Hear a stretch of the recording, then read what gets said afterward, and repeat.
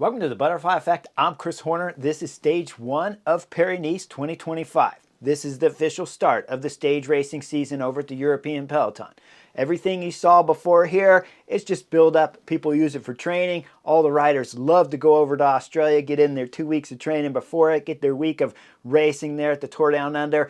Some like to go over to the UAE Team Emirates. Some like to go over to Oman. But really the bike racing starts right here at Paris-Nice here on Sunday, and then of course tomorrow when we start talking about Torino Adriatico.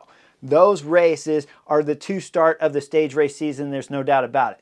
That's why when we start seeing the cameras come on with about 77 kilometers to go, we see the Peloton curb to curb nervous. Alpecin de Koenigs on the right side, on the left side, right over there is Visma Lease Bike. If I remind you guys about last year, it was Visma Lease Bike's American rider Jorgensen that won the overall classification from none other, taking it from Remco Evenepoel. Remco Evenepoel second last year, Jorgensen, the American rider, first to get his first big stage race victory. Now, we look at the American, we go back to Omloop Het Nieuwsblad. He was riding fantastic at the Belgium Classic weekend there. Talked about how his form was really good and his team hasn't been clicking, but he's on his way over to Paris-Nice. Well, now it's time to see what the American rider's form's like, and we'll get to know right away in this stage one. Once we look at the profile, we know it's 156 kilometers. I'll call it about 100 miles in length. 3 categorized climbs, nothing difficult. Cat 3s, that'll finish with about 21 kilometers to go. And then it should be a field sprint if everything holds together. What you know right now when the camera's on and it's curb to curbs, you know it's crazy nervous at Paris-Nice. This sometimes can look a little bit boring when you're sitting on the Chesterfield, but as a professional rider that's done Paris-Nice many times, I can tell you 100%, nobody is falling asleep at this point in time when the cameras are on stage one of Paris-Nice. We go up and look at the breakaway and we see it's Taco van der Hoorn up there, and he's got some company with Alexander Delet from Total Energy and Samuel Fernandez from Caja Rural. With those 3 riders and only a 35-40 second gap and the Peloton going crazy nervous back there at Mach speeds, you know these 3 guys are going to get caught. That's why you see with 62 kilometers to go, Taco van der Hoorn sits up. The next 2 riders in the breakaway, they keep going with their attacks there from Caja Rural, but they're going to get wrapped up with about 50 kilometers to go. Now the Peloton gets a little nervous. As you look at the front of the Peloton from the camera here, you see all the construction on the left side of the road. Once the cameras come from the back, you see guys being held up on the right side there, and of course you see Ineos on the left side that are all adjusting their bikes at this moment. This is a bad moment right now just because the Peloton's going fast, and because since my day of racing, where the officials would allow you to get behind your car in this incident, you don't know for sure what they're going to allow at Paris-Nice. I've seen in years past where they've thrown out French riders or penalized French riders big time for sitting on the back of their car bumper. Well, when we start seeing Samuel Watson, Josh Tarling, and Magnus Sheffield get back on their bike, with Magnus Sheffield being the last guy, the problem is when the road was narrow like this, it blocked up all of the cars behind. But once the Peloton moves out of the construction site, that means there's a massive gap for the cars. So now they're going full gas past the Ineos riders. We'll see them get on the bumper there, the Ineos train, and we start looking up at the picture now of the Peloton. They're going curb to curb and still going fast. We start seeing the split screen of the Peloton, and we start seeing the 3 riders from Ineos chasing full gas on the bumper of the Ineos car. Just slightly off to the left, you see the motorcycle there in the split screen of the Ineos chasers, and you know that official right there is telling the car to get out of the way and stop pulling your riders here at stage one of Paris-Nice. Well, we see the 3 riders make it to the back of the caravan. Once you get in the caravan, you're safe, and that's why you see Josh Tarling, Samuel Watson, and Magnus Sheffield make it to the back of the Peloton. This would have been a difficult close. At one point in time, when I take you back to those pictures, you look at that time gap, we're talking about 1 minute and 10 behind the Peloton, but the 3 riders, with the help of the bumper from their car, make it back up there. I'm all in favor with the car helping you get back on. I have to see no problems with it, but the officials clearly do, and we'll have to see if there's any kind of time penalty later. Now, once we start going up in the Peloton, it's going curb to curb, and with about 30 kilometers to go, it backs off for just a hair. Only for about 500 or 1K before things start going fast again, because then you see the speeds bump up to 50 and 60 kilometers an hour. Okay, we're coming up to the KOM. It's 25 kilometers to go, coming through the town. It's getting all technical and crazy again, and everyone's fighting for position. And once we come into 22 kilometers to go, as the last and final climb here on stage one begins, this climb at 1.2 kilometers, And talking about some steepness at 7%, you know the field's getting nervous right now, so we start seeing the tack from Julian Alaphilippe. Once he throws in his tack, Jorgensen's right on the wheel, and Julian Alaphilippe will go all the way up to about 75 meters, and then Jorgensen will pass the French rider to get maximum KOM points here. The KOM jersey, when everything's said and done, is going to go to Alexander de la Traite, who was in the breakaway, but right now Jorgensen's got himself some points. Okay, we go to the back of the peloton right now, the top of this KOM. We see it's Alexander Kristoff from Uno-X that's at the very back. Now we go up to the front. There's attacks happening all over the place from EF Education's Casper Asgreen. That group will get brought back, and then the cameras find in the very back Alexander Kristoff back there solo chasing the back of the peloton. As we see him solo, you see two teammates in front of him that are dropping back from him, and then you see a third teammate there starting to drop back too. As they're dropping back, check out the Movistar car passing on the left, bottom left of your screen right there with the door cracked open. Now, take a look up in the upper right corner there, and you see the Movistar rider. That's Ivan Cortines there. That's got a mechanical. He's pulling over so fast that the Visual car's having problems stopping behind him, as we see the leg getting thrown off the bike there from Ivan Cortines as the Movistar car, is passing the Uno-X riders of 4 riders. They're trying to get Alexander Kristoff, their sprinter, back onto the back. Ivan Cortines jumps off his bike, holds up the Shimano car. Now the mechanic throws the door open, and they're in the middle of the road. Are you an absolute knucklehead up here, driving the car for Movistar and the mechanic that's getting ready to step out in the middle of the road as Uno-X riders are having a fit? You see Janssen there throw out his arm as he passes the car in disbelief, and the other riders are hitting the brakes and pulling hard left to avoid 2 cars. The Shimano car stopping, that's forced to stop on the right, and the Movistar car that's kind of stopped in the middle of the road, now all of a sudden realizes he's done something ridiculous as he starts to accelerate just a little bit more to get in front of the Movistar rider, as Alexander Kristoff's missing the back of the bumper there. Once Alexander Kristoff misses the back of the Movistar car, then you start seeing the next Uno-X rider start throwing his hand up in disbelief. I got to agree with Uno-X here. The Movistar Director Sportif should be fine right now. This is not the moment to be stopping in the middle of the road when you still have 16 kilometers to go. Your rider stopped fast, and if he stops, just pull in front of him and make him walk back up to the back of the car and keep it safe. You cannot stop in the middle of the road and open the mechanic's door at the same point in time. Ridiculous move. We'll see Uno-X close the gap up to the back of the peloton, and then 1 kilometer later, we see Ivan Cortines is there. That's how you know there was no need to panic back there. Now, we're coming into about 15 kilometers to go. As I told you, Ivan Cortines has got back onto the back of the group, and at 12 kilometers to go, it slows down at the front of the peloton. Not for very long. Once it slows down, it speeds right back up, and we see Josh Tarling from Ineos on the front driving it. It says he's taking it through the technical village here. Josh Tarling's throwing everything in the pedals, and then we start seeing attack from Bahrain victorious Santiago Buitrago. As Buitrago's throwing down, Paulus is on his wheel. We see the next American on his wheel, that's Jorgensen, and the next American behind him, that's McNulty. As Bahrain Victorious is drilling it on the front, trying to blow this race up. We're coming up to the sprint point competition, and Jorgensen's got the lead until Narvaez takes over from UAE Team Emirates. He grabs a maximum of 6-second bonuses right here with about 9.6 kilometers to go. Jorgensen gets second, Magnus Sheffield gets third. That's 6, 4, and 2 seconds there to the 3 riders that just won the sprint competition.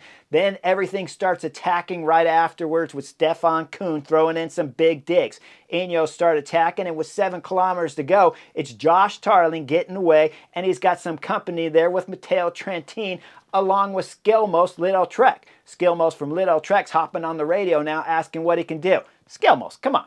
What do you do right here? You drive it. Why not? You got Josh Tarling, a time trial specialist. He's won TTs already throughout the 25 season.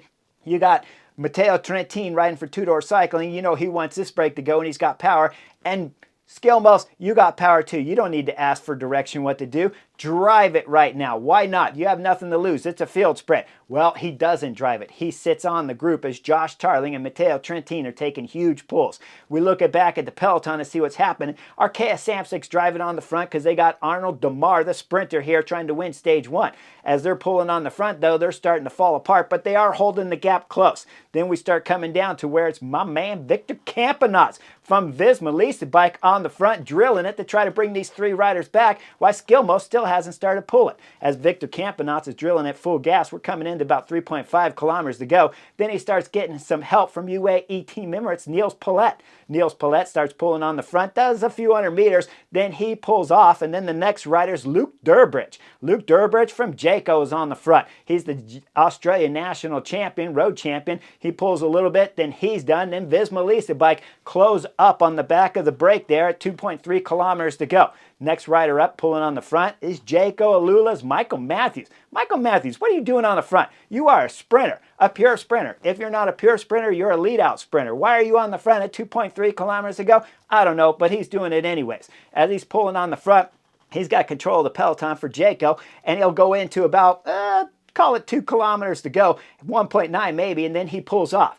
As he pulls off, UAE team members take over the front, but we're going into 1.5 kilometers to go, and nobody's got control of the peloton right now. As we come up to the bridge, the overpass there, we see the peloton go under it, and as we come out, it's Soudal Quick-Step on the front. They got a little bit of control, but they only got one guy at the front, so it's still not controlled right now when we're talking about stage 1 of Paris-Nice. But if you look to the left side, coming up the left side is 2 more Soudal Quick-Step riders, that's Bert van Leerberg and Tim Miller. Tim Miller's got to be one of the favorites to win today's race. As they're coming up the left side there and their teammates on the front, he's driving it all the way into 1 kilometer to go. Then we reach 900 meters to go, and Soudal Quick-Step's blowing at the front, but Intermarché takes over. Now we're coming into about 750 meters to go as we go into the left bend. Once we start the left bend, Intermarché's on the front, but Alpecin de Koenig's got 2 riders in the picture, Bert van Leerberg and Tim Miller.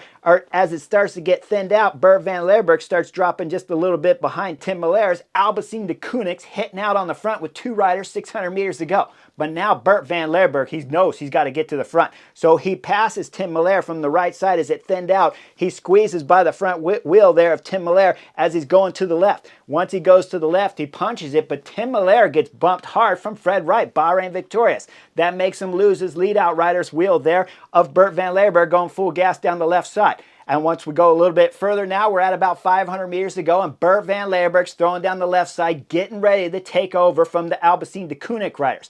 As that's happening, look at Liddell Treks. Alex Kirsch is getting bumped hard from the right side. As he's getting bumped hard, he looks over to the left, and he sees his sprinter. That's Mads Pedersen. Mads Pedersen's won some stages here at Paris-Nice too, but Alex Kirsch right now knows he can't help Mads Pedersen. As he looks left, Mads is still in pretty good position though, because he's behind Tim Miller a couple spots, sitting in 5th position.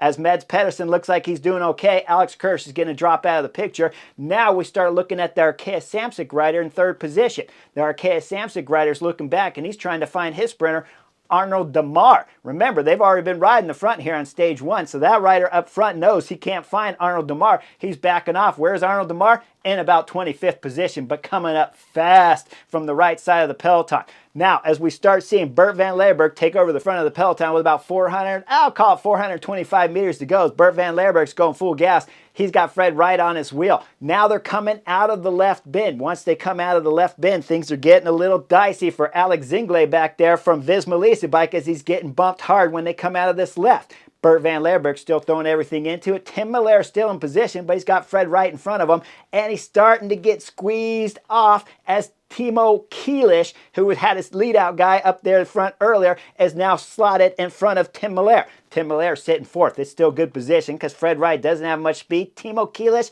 I'm not sure if he's got much speed. I haven't seen him win in big races, but Tim Miller I have, and he's sitting 4th right now. We start looking behind that, and Arnaud Demar has made some progress coming up from the back of the peloton.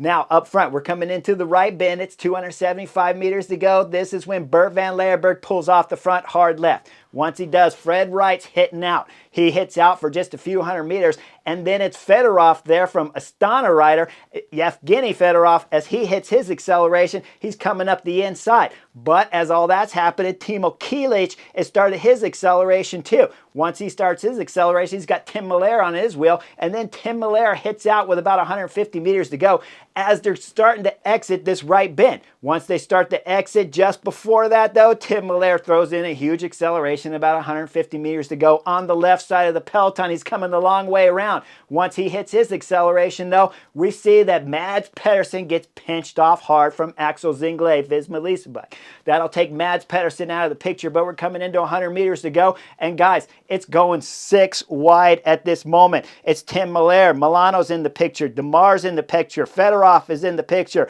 Arnold Danese is in the picture. Timo Kielish is in the picture. And like I said, Tim Miller's coming fast. At 75 meters to go, Tim Miller's made some progress. And Arnold Demar now starting his acceleration too. 50 meters to go, Tim Miller's got the lead here. Arnold Demar looks like he's got second, but it's going wide behind Tim Miller. Once we come into the line with about 1 meter to go, Tim Miller sits up, takes the victory here on stage 1 at Paris-Nice, along with the yellow jersey, of course. Second on the stage, that's going to be Arnold Demar, who did a fantastic job of coming from like 25th spot back there late under the 1 kilometer banner. And then we start looking at third, Alberto Danese, excuse me, that's rides for Two Door Cycling with the bike throw. We'll round out the podium here of stage 1 of Paris-Nice. Now we start looking at the general classification. Well, of course, we know that Tim Miller won the stage, so he's wearing the race leader's yellow jersey. But we start looking down at the GC favorites, and we see with that time bonus, you got Narvaez sitting up there in third on the general classification,